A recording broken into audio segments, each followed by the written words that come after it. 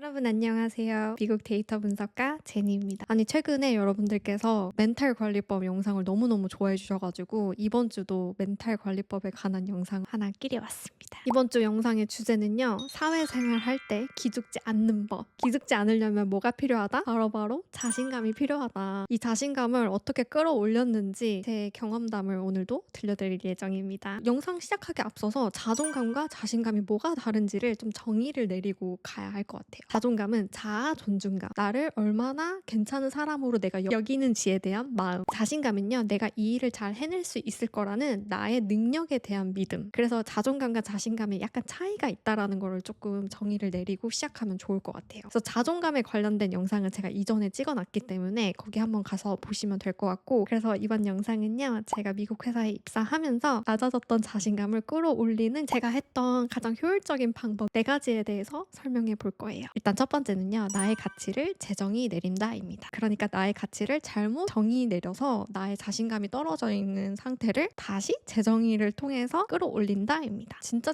간단한 예로는 제가 이제 미국 회사 신입사원으로 들어갔잖아요. 뭐 어디든 다 똑같겠지만 이렇게 회사에서 일을 한다는 게 일단 커뮤니케이션이 잘 진행이 돼야지 뭐가 일이 진행되는 것처럼 보이잖아요. 근데 일단 회사에 딱 들어가니까 영어 레벨이 그러니까 원어민 친구들이랑 비교했을 때 확실히 현저히 떨어지는 거 있죠. 어쩌겠어. 내가 외국인인데 회사에 들어갔을 때 그런 언어, 말빨에 밀려서 자신감이 떨어지는 경험을 정말 무조건 하게 됩니다. 무조건 하게 돼요. 유학생들은 진짜 무조건 하게 돼요. 근데 여기서 진짜 진짜 잠깐만 멈춰보세요. 다시 생각을 해보세요. 애초에 내가 왜 이 자리에 뽑혔을까요? 왜 회사는 그렇게 영어 잘하고 말 잘하는 원어민을 제쳐놓고 나를 왜 그것도 외국인을 뽑아놨을까요? 과연 그 사람들이 내가 영어를 잘해서 뽑아놓은 걸까요? 아니죠. 영어 잘하는 게 그렇게 중요했으면 원어민을 뽑아놨겠죠? 제가 그래서 다시 생각을 해봤어요. 내가 이 자리에 왜 있는 것일까? 내가 이 자리에 있는 이유는 데이터 분석을 잘해서, 그리고 더 나아가서 내가 데이터 분석을 해서 그걸 전달하는데 영어적인 문제가 없었기 때문에 저를 이 자리에 뽑아놓은 거죠. 그래서 제 직무에 대한 재정의를 좀 내리면서 불안했던 마음을 좀 내려놓았던 것 같아요. 그래서 예를 들어 내가 신입사원으로 들어간다면, 또는 내가 어떤 회사로 이직을 했다면 거기엔 다 이유가 있는 거거든요. 내가 뽑힌 데는 이유가 있어. 근데 그 이유를 다른 데서 찾고 있을 때 자신감이 진짜 많이 떨어지거든요. 그래서 예를 들어 신입사원으로 입사했을 때 막상 들어가고 나니까 막 일이 너무 쏟아져 나오고 생각보다 일이 너무 어려운 거야. 그래서 자신감이 마구마구 떨어져. 신입사원을 뽑은 데에는 다 이유가 있죠. 신입으로 들어온 사람한테 이 사람이 성과를 낼 거라고 기대하는 집단은 정말 없어요. 뭐 경력직 신입으로 뽑는 거는 또 예외일 수 있겠지만 그 사람한테 갑자기 뭐 성과를 낼 거라고 기대하는 집단은 그 어디에도 없단 말이죠. 내가 신입사원으로 들어왔으면 나의 의무는 질문 정말 많이 하고, 상사분 얘기하시는 거 잘 받아 적어서 다음에 실수 안 하도록 하고, 그 다음에 상사분이 어떤 일을 줬을 때 정말 꼼꼼하게 마감 시간을 잘 지켜서 임무를 차근차근히 완수해 나간다든지, 이런 게 신입사원의 덕목인 거잖아요. 그래서 자신감을 키우는 첫 번째 포인트는요, 내가 있는 이 자리의 기준점을 명확하게 재정의한다 입니다.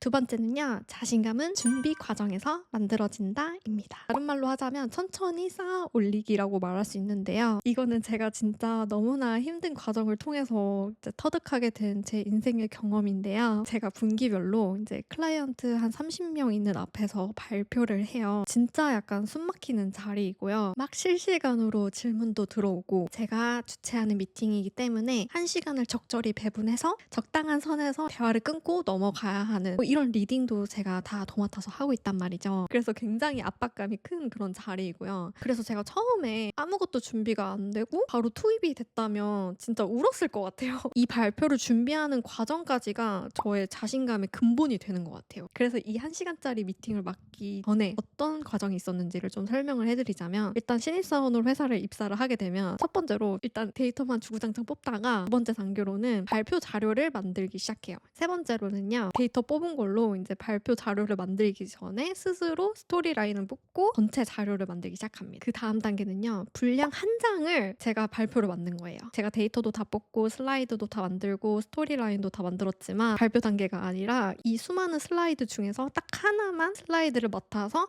발표를 하기 시작하는 거예요. 그 다음에 이제 머콜이라고 이제 동료들이나 이제 매니저님들과 연습 발표를 하기 시작해요. 그 다음에 이 하나의 슬라이드가 2개가 되고 3개가 되고 번째 슬라이드를 맡아서 발표를 하는 레벨까지 가게 되는 거죠. 그 다음에 이 과정이 모두 완료가 됐을 때 이제 현장 발표로 가게 됩니다. 그래서 저는 이 과정 속에서 서서히 자신감이 올라갔던 것 같아요. 데이터를 가장 잘 아는 사람도 나고 이 스토리라인을 왜 뽑았는지 정확하게 알고 있는 사람도 나고 그 다음에 수많은 연습 발표를 했잖아요. 내가 이 과정을 준비해온 과정이 바로 자신감으로 연결이 되었던 것 같아요. 그래서 만약에 내가 사회생활을 시작을 했는데 좀 존재감 있는 사람으로 되는 게 나의 목표라면 막 한 번에 존재감을 드러내는 게 아니라 뭐 그런 과정들 있잖아요. 처음엔 약간 스몰톡으로 얘기를 좀 많이 나눠본다던가 회사 다니면서 좀 높으신 분들한테 뭐 질문을 던져본다거나 이렇게 작은 것에서부터 시작을 해가지고 천천히 나의 레벨을 끌어올리잖아요. 그러면 딱 그 순간 나에게 기회가 왔을 때 자신감 있게 저는 이걸 해낼 수 있을 것 같아요. 그 기회를 내가 잡을 수가 있는 것 같아요. 그러면 이렇게 되면 이제 자신감이 가득 산 상태로 일을 해낼 수가 있는 거죠. 세 번째는요. 될 때까지 그런 척 하기입니다. 이게 영어 표현으로는요. fake it till you make it 이라는 표현이 있어요. 비언어적으로 내가 자신감 있는 것처럼 행동을 해보라는 거예요. 예를 들어 내가 발표를 하고 막 그러는데 속은 자신감이 없어. 뭐 첫 발표는 정말 떨리죠. 근데 겉으로 나의 제스처나 말을 할 때의 모든 비언어적 행동이 자신감 있게 보이면 그게 이제 내면의 자신감과 연결이 된다는 건데요.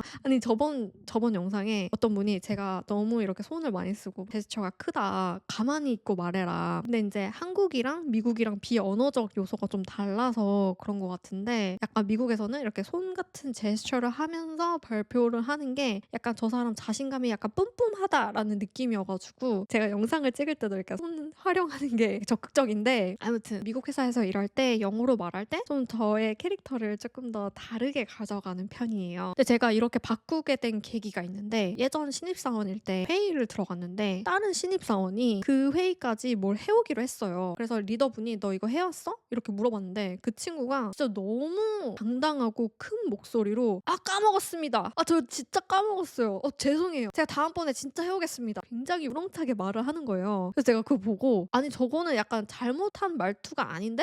근데 오히려 얘가 너무 당당하게 말하니까 아 제가 진짜 까먹었나 보다. 그 리더분이 그래 다음번에 잊지 말고 해오도록 해 이렇게 하고 끝났거든요. 근데 제가 거기서 너무 감명을 받은 거예요. 뭐 잘못한 일도 잘못한 일이 아니게 되는 거예요. 그래서 저는 그게 제 머릿속에 꽂혔어요. 아 저럴 수도 있구나. 사람이 되게 자신감 있어 보이고 그리고 신입사원이 그렇게 당당하게 말을 하니까 약간 기세 있어 보이고 에너지 있어 보이고 약간 그렇더라고요. 그래서 그때 그렇게 넘기는 그 친구를 보고 그 전에 저의 이제 영어 말할 때 단점이 말끝을 흐린다거나 이거 경험해 보신 분 있을 텐데 영어 문장이 끝나면 살짝 내가 어색하니까 약간 하하 이렇게 웃는다거나 약간 이런 안 좋은 습관들이 있었거든요. 이 친구를 본 이후로 완전히 영어 말투를 완전히 바꿨어요. 그래서 제가 리딩하거나 주도하는 미팅에서는 말끝 흐리지 않고 목소리에 힘 있는 목소리로 나아가고 그리고 너무 빠르게 말하려고 하지 않고 좀 말투라던가 제스처를 한꺼번에 바꿨던 계기가 있어요. 이렇게 제스처를 바꾸고 자연스럽게 하고 되게 자신감 있는 비언어를 좀 장착한 후에는 승진도 되고 이제 리딩하는 미팅도 많아지고 그런 경험들이 또 쌓이다 보니까 자신감도 올라가고 이 비언어적인 행동을 좀 어색하더라도 집에서 좀 연습을 해보는 시간을 가져라. 분명히 내면의 자신감을 끌어올리는데 큰 도움이 된다. 여러분 지금까지 이 영상이 도움이 되셨다면 좋아요와 구독 부탁드리고요. 댓글 마구마구 달아주시면 영상 만들어가는데 힘이 될 것 같아요. 네 번째는요. 혼자 판단하지 않는 구조 만들기입니다. 저 같은 경우에는 자신감이 또 위축되는 순간이 이런 의구심이 피어날 때인 것 같아요. 나 지금 잘하고 있는 거 맞아? 내가 지금 하고 있는 방향이 맞는 거야? 저는 사회생활 하면서 누구나 이런 판단의 어려움을 겪는다고 생각하거든요. 이 의구심의 마음이 계속 진행되면 진행될수록 그거에 따라서 자신감에 대한 의문이 생기게 되는 것 같아요. 내가 사회생활을 하면서 이런 의구심이 피어났다고 생각이 들면 혼자 판단하지 않기 위해서 네트워크를 좀 구축을 해놓는 편이거든요. 혼자 판단하지 않는 상황을 만들어 두는 거죠. 이렇게 생각해 보시면 될 것 같아요. 왜 회사에서도 어떤 중요한 결정을 내릴 때 CEO가 단독으로 결정을 내리는 게 아니라 뭔가 이사회에 의견을 들여본 다음에 거기에서 좋은 의견을 가지고 결정을 내릴 때가 있잖아요. 이런 것처럼 제 주변에 나의 사회생활에 작은 이사회를 만들어 둔다고 생각하시면 될 것 같아요. 그래서 저 같은 경우에는 회사 생활에 대한 조언을 얻을 세 분을 만들어 놨고요. 예를 들어 인생에 대한 조언도 필요할 때가 있잖아요. 인생에 대한 조언을 받는 분도 두 분을 집단을 만들어 놨습니다. 솔직히 저는 이 5분도 굉장히 많다고 생각하고 이렇게 좋은 네트워크를 만들 수 있었던 것도 진짜 운이 좋았다고 생각하거든요. 그래서 어떤 내면의 자신감이 생기냐면요. 이 사람들을 통해서 내가 지금 잘하지 못하더라도 정확하게 진단을 받고 좋은 방향으로 나아갈 수 있는 디렉션을 언제든지 얻을 수 있다는 그런 자신감도 사회생활 할 때 기죽지 않는 자신감으로 연결이 되더라고요. 이런 네트워크는 뭐 회사에서 멘토로 만들 수도 있는 거고 친한 친구도 나의 이런 네트워크가 될 수 있는 거고 사회생활을 해 나가면서 이렇게 믿을 수 있는 나만의 되게 안전지대, 나만의 네트워크를 천천히 쌓아 나가서 내가 정말 중요한 판단을 하고 지금 현재 나의 상황에 대해서 잘 판단이 안 설 때 혼자 판단하지 않고 이런 네트워크를 통해서 나의 상황을 파악을 하고 나아갈 수 있는 그 자신감을 얻는 게 저는 중요하다고 생각했습니다. 네, 여러분 오늘 이렇게 해서 사회생활 기죽지 않는 법, 자신감 끌어올리는 법 얘기를 나눠봤는데요. 여러분들한테 도움이 되셨으면 좋겠고요. 이 영상이 마음에 드셨다면 좋아요와 구독 부탁드리고요. 그리고 따뜻한 댓글은 정말 큰 힘이 되기 때문에 따뜻한 댓글도 남겨주시면 너무너무 감사할 것 같아요. 그럼 오늘도 와주셔서 정말 감사하고요. 우리는 다음 주에 만나요. 안녕.